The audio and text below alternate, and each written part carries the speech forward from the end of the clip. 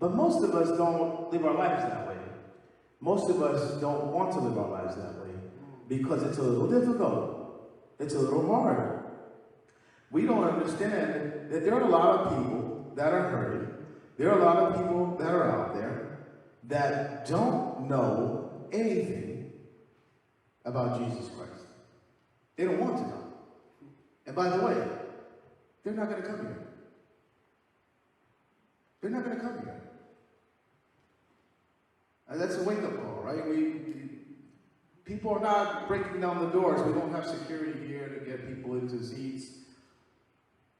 There's some people that have come, but the majority of people live out in the world. That's right. And Jesus called us what? Disciples. But what else did he call us? Salt and light. Does anybody have any idea what salt does? It's a preservative. It's a preservative.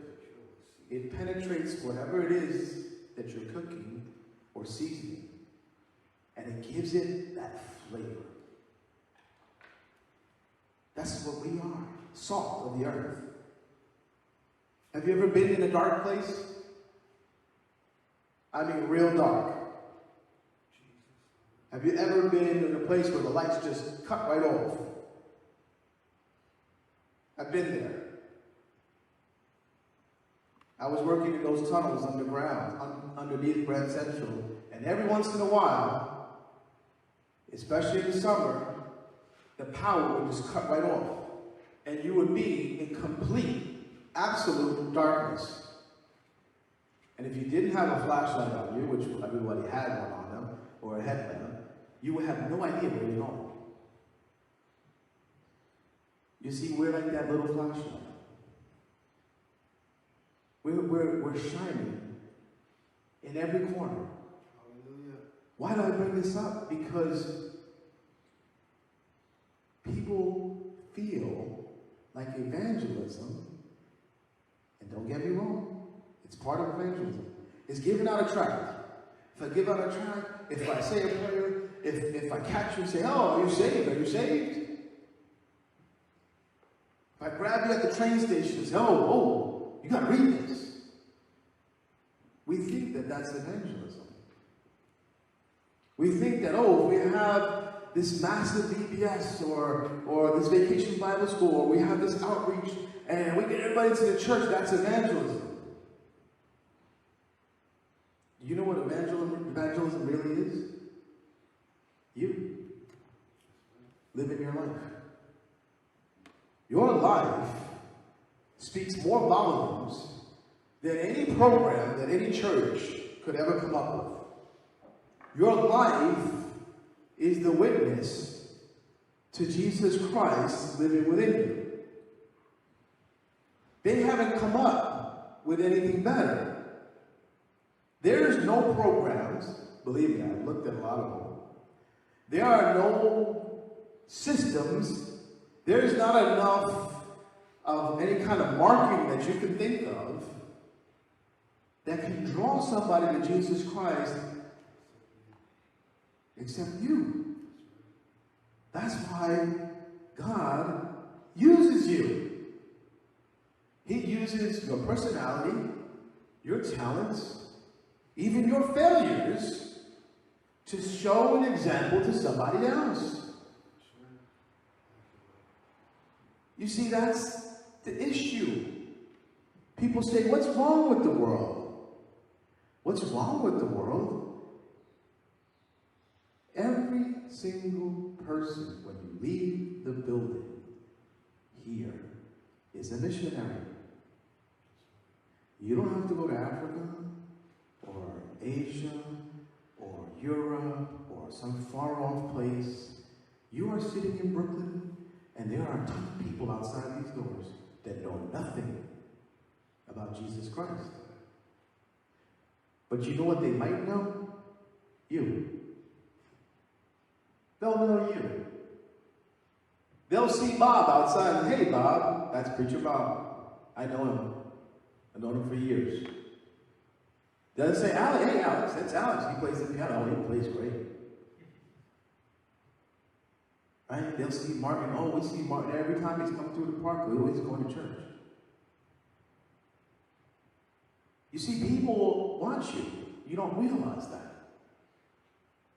They watch the character of who you are. So when you say, oh, I'm a Christian, and they see that the character doesn't match what you're saying, that's what they call us hypocrites. It's not that we don't mess up. It's that when we have this continual pattern that we conform to everything that the world tells us we should be, the world has a great way of putting us in a box. Tons of boxes. Have you ever filled out a form lately? I don't know why, but it seems like we've gone to this world of technology and there's more and more paper. I don't know how that's possible. We keep saying that no, everything's going to be wireless, paperless, and somehow there's still more paper. I go to a job to fill out all this paperwork and they want everything. Actually, this box, and oh, did you get this box? Oh, did you take this safety course? Did you do this? Did you do that? Are you male? Are you female? Are you this? Are you that? The world has a way of putting us all into some kind of a box. And we fall for it. We fall for the trap all the time. Oh, that's a Republican. I won't even talk to them. Well, that's a Democrat. There we go. I can't even talk to them. Oh, they're black, they're white. Whatever it is. We put people in all kinds of boxes, and then we wonder why we have division.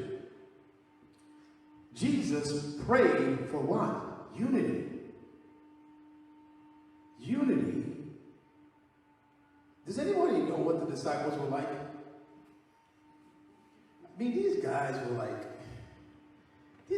me of the guys I work with. Brawling, jumping to conclusions.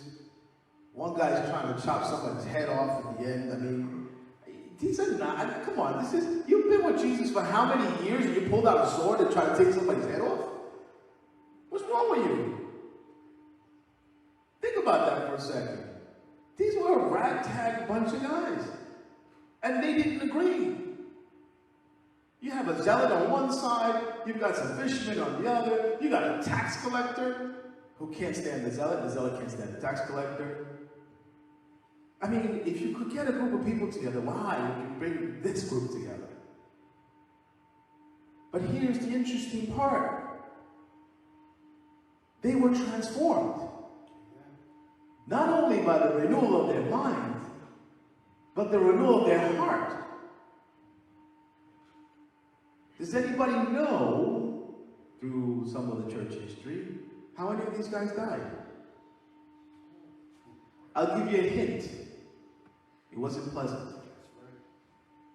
And one of the reasons why we have Christianity here today is because people lived their life of Christ. They were a living sacrifice. You see, evangelism has more to do with each person that is sitting in a pew than it does with the pastor, or with the church staff, or with anything else that you can think of. Because how you live your life is the witness and the testimony to everything else. There are some people, they lose hope when someone dies. And it's not that we're not sad. And it's not that we're not brokenhearted that that person's not physically with us any longer. But as Christians, we have a comfort. We have a peace that goes beyond understanding. That we understand that we can comfort others. We are the light in the hospital. We are the light in our workplace. We are the light in the street. We are that light. We have hope, and people go, why do you hope? Because I believe and I serve someone who conquered death.